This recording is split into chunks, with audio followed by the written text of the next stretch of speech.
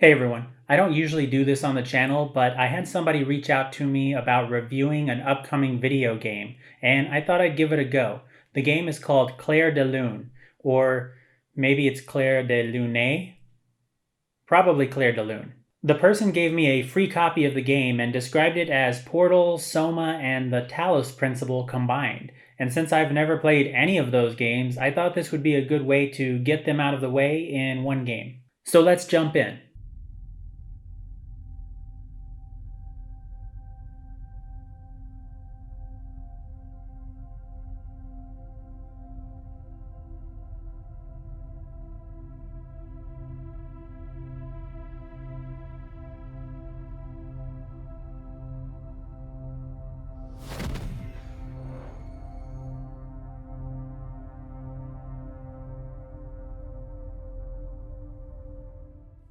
Just pictures, friends from back home. Right off the bat, I thought the graphics looked amazing. To be fair, I haven't kept up with the latest in gaming, really. Mom, anyways. I mean, I did play Cyberpunk, but that ended up looking like a potato.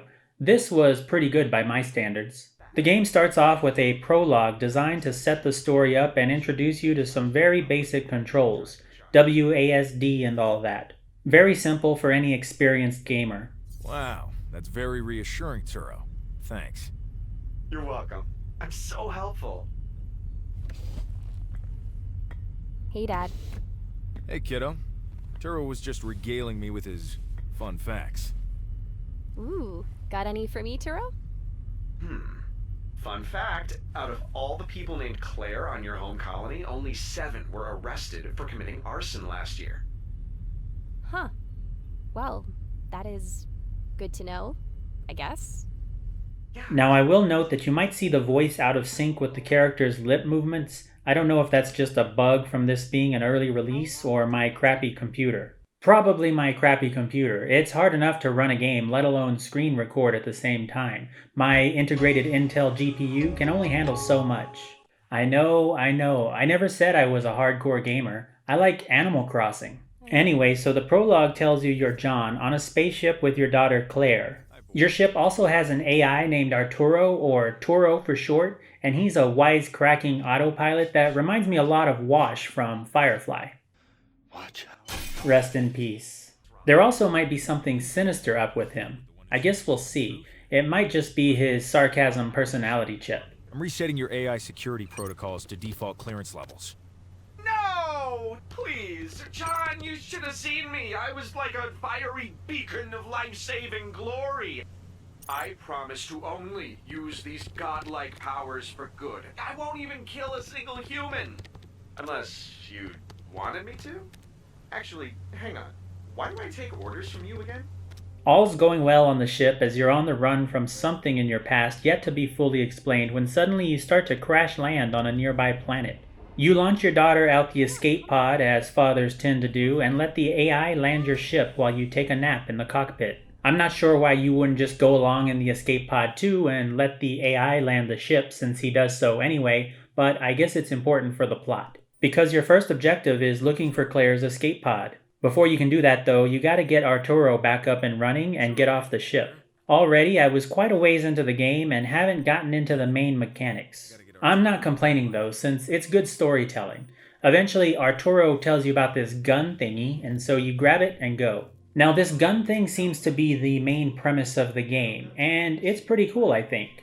I'm familiar enough with Portal to know that it's probably somewhat similar to that, even though I've never played, but instead of a gun that shoots portals, this one shoots cubes, and the cubes help you move around in the world. Now, after that prologue, we've arrived at what the game probably is, a platformer with a gun that shoots cheat codes. First, you just have this blue cube thingy, but later you get an upgrade that adds a pink circle that trampolines you into the sky. That's the only upgrade I got so far, but I imagine you'll get more upgrades as you progress. I like the premise though. I don't know if it's terribly original or not, since like I said, I haven't really kept up with this sort of stuff, but I can imagine that the Portal concept of a gun that shoots physics things to maneuver you around the world probably spawned a lot of copycats. I will say that I'm not a big fan of platformers in general, except for Super Mario Bros. 2 and 3, and of course Super Mario World. it is a bit more frustrating in a 3D environment since you have a whole new dimension of aiming to do. But the real draw of this game for me is the story. I don't know much about the daughter Claire yet, but I'm invested in finding her and finding out more about why we're on the run in the first place. Plus, I want to know whether or not I can trust Arturo. And I hope I can because he's a lot of fun, and why'd we crash on this planet anyway? Was it an accident or sabotage? The story really draws me in, but personally the game is a little scary.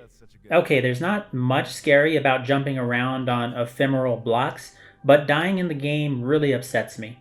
It shouldn't because it's not all that inconvenient really. It's not like it's resetting anything or losing me some money or whatever. It's literally just going back a little and trying again. But there's something about dying in a first-person game that just doesn't set right with me. The bloody screen graphic for the death animation doesn't help either. It's a lot easier when it's just Mario falling in a hole or getting a spiny spike in his butt.